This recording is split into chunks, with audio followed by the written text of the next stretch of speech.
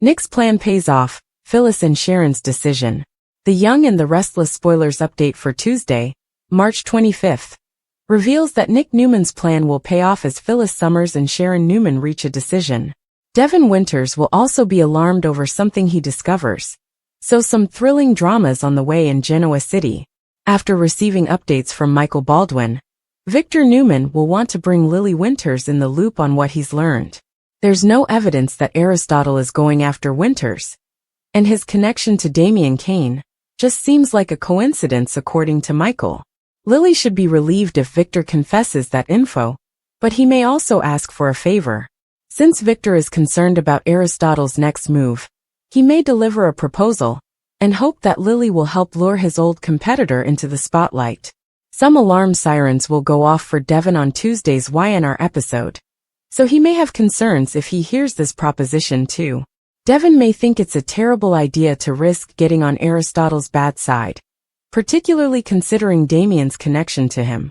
Since Devon has been all about minding his own business lately, he may advise Lily that's what they both need to do here. However, there's a chance Devon's alarming discovery will connect in with Damian instead. Damian and Nate Hastings went to Chicago for a visit with Amy Lewis, who was just confined to the hospital for a new treatment. If Nate calls and gushes over the connection he's forming with his new sibling, that could leave Devon worried about Nate becoming way too trusting. Damian appears to have an agenda, so Devon may not be so quick to believe all this sibling stuff.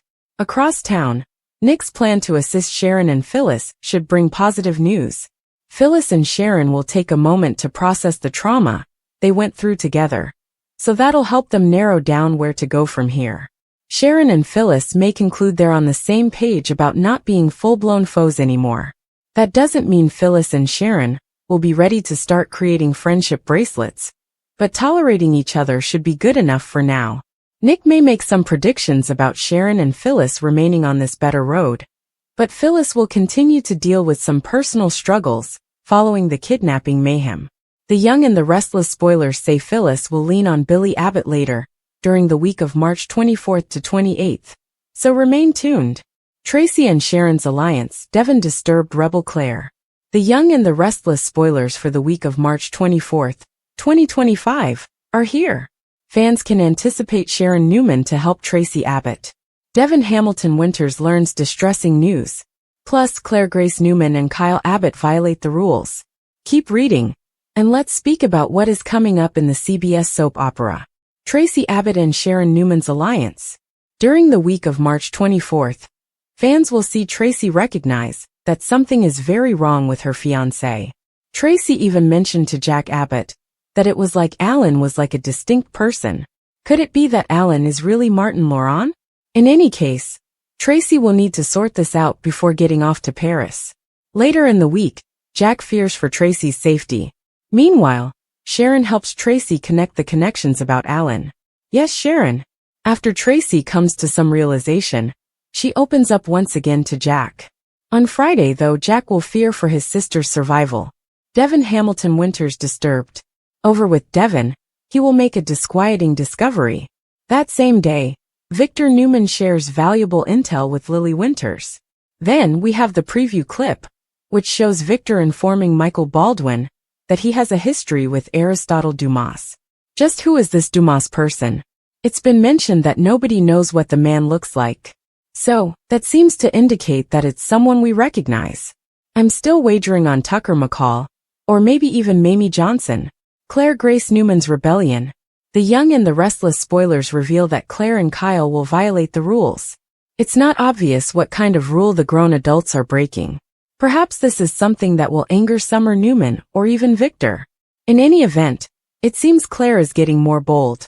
Claire is also growing tired of Summer's interference, so she will want to make a bold statement.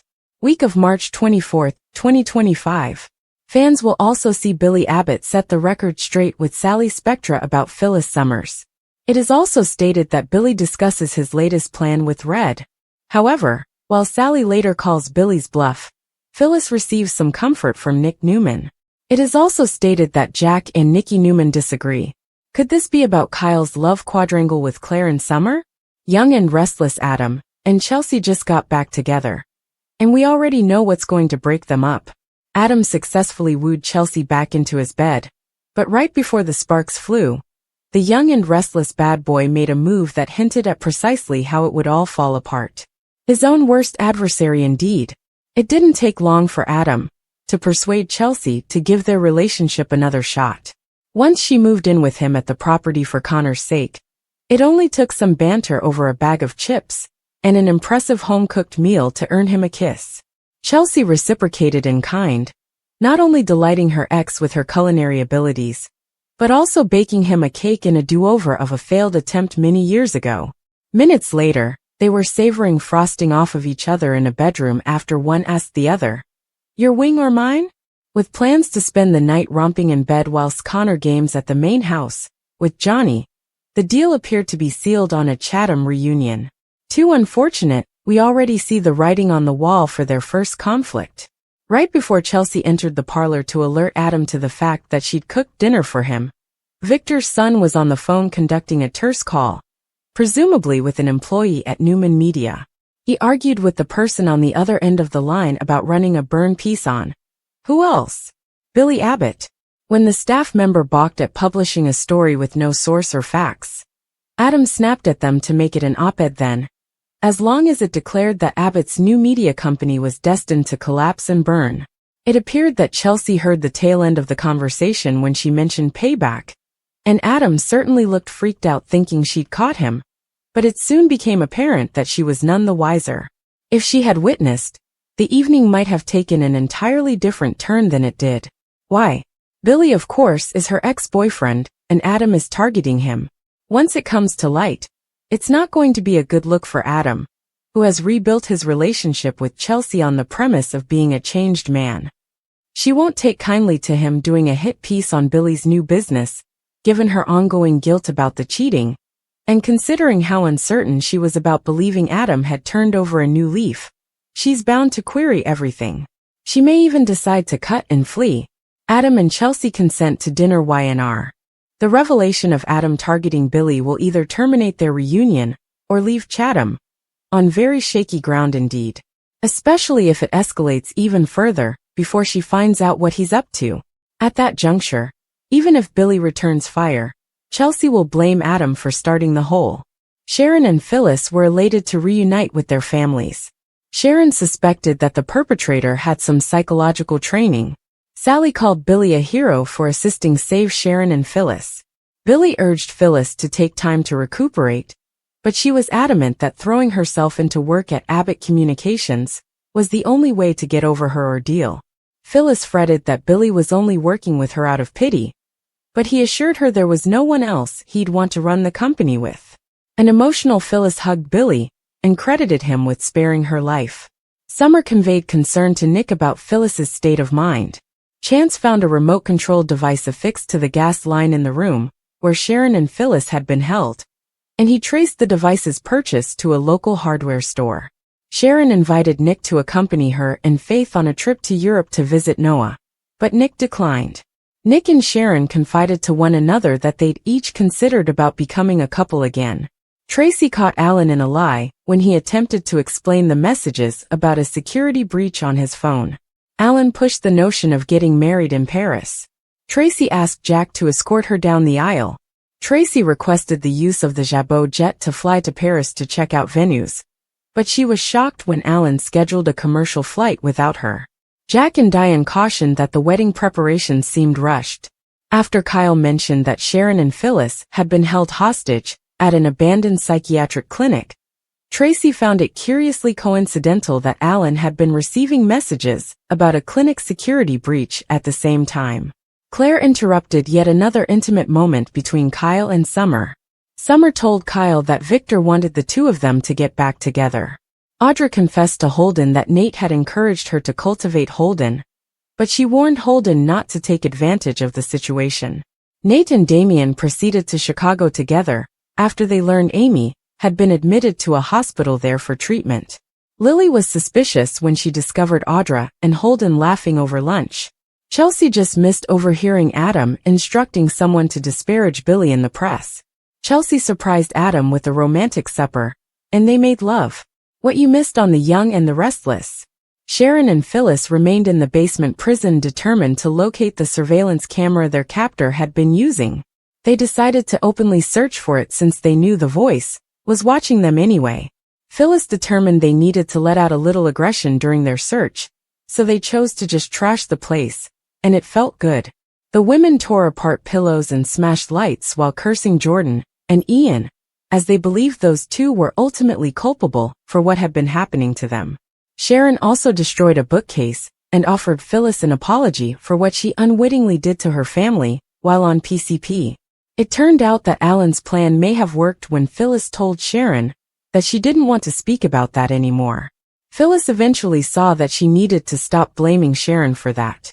Finally united, Sharon and Phyllis gazed up at the loudspeaker and told their captor that they were in this together and would get out of this mess together. Sharon and Phyllis even shared a few minutes of amusement when they joked about Nick being the one to set them free. They then thought of all the things they had to live for. Cassidy first and your new job with Billy. You have to fight for that, Sharon said. The women then searched some more and eventually discovered the camera, teeny tiny little webcam, likening their search to an Easter egg hunt. In fact, Sharon and Phyllis discovered they could, maybe conceivably, who knows, one day be pals. Phyllis was impressed by how funny Sharon could actually be, particularly when she said, "I think you've solved the riddle. We were kidnapped by the Easter Bunny." Sharon also called the decor backyard chic. Once the camera was dismantled, Sharon and Phyllis sat back and waited for their captor to come to them. They knew he would be perturbed by no longer being able to see them, and would be there soon. Meanwhile, Nick and Billy continued their long, languid drive to Havenhurst. Nick got in touch with Summer and gave his daughter an update. He promised her that he would bring her mother home soon. Billy acknowledged that he knew the last few months had been absolutely awful for the Newmans, commencing with Sharon's odd behavior and hallucinations. The two men also knew that Chance was going to be fairly annoyed when they showed up at the clinic along with the police team. He was not going to like them going rogue. Chance isn't going to like us following him there, so the best we can do is follow his lead, Nick suggested. Nick was perplexed by all of this. Why would someone kidnap Sharon and Phyllis and then lead them straight to them for a rescue? I can't stop wrapping my head around this whole thing. I don't get it, he said. When they got to the clinic, Nick and Billy found out that they were correct. Chance was not happy at all, particularly when Nick suggested they call in the Newman security team to help. There were already too many hands in the pot, and the security team would just complicate matters more. Chance wanted to do things by the book and wait for a search warrant, and for the property manager to let them in. An angry Nick wanted to surge right in, and not wait for someone to give them permission. There were baby mothers to be saved after all. We have been hanging on. What are we supposed to tell the women if they're in there? And I believe they are. Do we tell them to hang on too? Nick asked. Chance just sighed and reminded Nick that this could be a ruse. Thankfully, the warrant soon came in, but they still had to wait for the owner, while Nick and Billy peered through windows and became antsy. When the confused landlord eventually got to the scene, he informed the men that the place had been abandoned for years, and he never got calls about it. Even the keys didn't work, so the police, Nick, and Billy had to find another way in. They finally just picked the lock and assaulted the building. Meanwhile, the women were astonished to get a message from their captor, while they waited by the door with thermoses as weapons. Not very sportsmanlike, ladies. You lose, the message read. A panicked Sharon fretted that they had just given themselves a death sentence by dismantling the camera. Maybe they misunderstood the riddles. However, Phyllis wasn't about to give up, not after they had come so far. Sharon and Phyllis took one another's hands and breathed profoundly. They were going to get out of there no matter what. They had not realized that gas began to flood the room. When they start to choke and smell the gas, they find the valve and attempt to seal it, but to no avail. Through all of this, music began playing that alarmed the women some more. In the hallway, Chance, Nick, and Billy could hear the music, but they couldn't see the women. They're here. I know it, Nick declared as he called out their names. Sharon could swear she heard voices. Too unfortunate, Phyllis thought she was imagining it. Instead, she was shouting at the loudspeaker. As the women choked and gasped, they could see the doorknob moving, and knew someone was out there. Billy and Nick were on the other side intent to get to them. Phyllis was in much worse shape than Sharon and passed out. Sharon realized who was on the other side of the door. When Chance said he was going to shoot the door open, a panicked yet relieved Sharon begged him not to. The spark could cause an explosion thanks to the gas leak. That prompted Nick to kick in the door where they saw a relieved but distressed Sharon and Phyllis. Sharon knew Nick would eventually find them, and that he did. The men took Nick and Sharon to the ranch to recuperate. They insisted they were fine, and didn't need to go to the ER. The EMTs agreed that they didn't need the hospital. Chance, Billy, and Nick that the police discovered that everything that happened to them had been carefully planned and timed, right down to the gas leak. When Nick asked Sharon and Phyllis how they ended up at the clinic, they explained that they had been each kidnapped separately and brought there. When they woke, they realized they had been trapped together. They didn't have a notion who had done this to them. We never knew who it was. We did hear their voice though, Sharon said. And they spoke to us in this distorted voice. We don't know if it was a male or a woman, Phyllis added. The women worried that Jordan and Ian were still alive, but Chance assured them that they weren't. Then whoever it was is just as sick as they were, if not more so. If that's even conceivable, Sharon surmised. Phyllis added, Ian and Jordan were just your garden variety psychopaths. Whoever this person is, they are ill. It was like they liked to watch us suffer. They liked the activity, like a game of cat and mouse, and you know how that ends. The mouse dies, Sharon said ominously. Meanwhile, at the Genoa City Athletic Club, Tracy couldn't help noticing all the notifications on Alan's phone. She picked it up while he was in the bathroom, and saw multiple messages, saying that security had been breached. Tracy looked puzzled, and pondered what the heck was going on.